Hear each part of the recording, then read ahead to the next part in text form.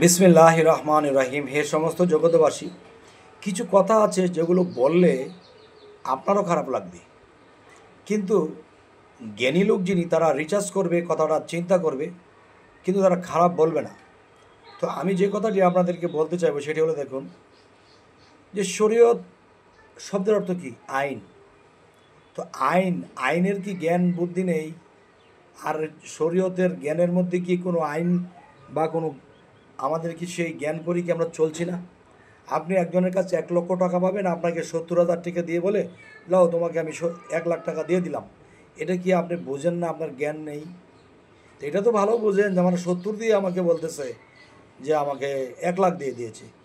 তো এখন মসজিদের মধ্যে নামাজ পড়তে গিয়ে যখন এক ছাত্র তার ওস্তাদকে জিজ্ঞাসা করলো যে হুজুর, আমার তো গরম বাতাস বাহির হয়ে গেছে, এখন কি করব? যাও যাও যাও, কুলি করে এসো, কুলি করে এসো। তো সে তো কাজটা করেছে নিচে দিয়ে, উপর দিয়ে কুলি করলে কি হবে? আমার সেখানে তো ধোয়ার কথা বললেন না। এবার একজনের হাত কেটে গেছে, হাতের উপর ব্যান্ডেজড। এখন হাদিসে খুললে পাওয়া যায় যে যদি হাতের একটা লোম যদি ভিজা বাকি থাকে তাহলে তার অজু হবে না। তাহলে দেখা যায় এটার উপর দিয়ে ব্যান্ডেজ করা।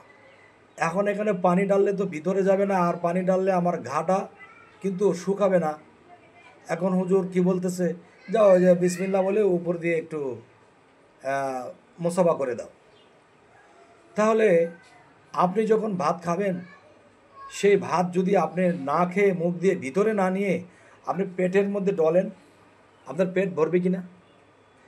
তাহলে এই শরীয়ত আসলে কি এরা কি করতেছে জ্ঞানে তো আমার ধরে না। এই বিষয়ে আপনারা কিছু বলবেন, অবশ্যই ফলো দিয়ে রাখবেন, পরবর্তীতে যেন ভালো আলোচনা দিতে পারি। সকলেই ভালো থাকবেন। আল্লাহ হাফিজ।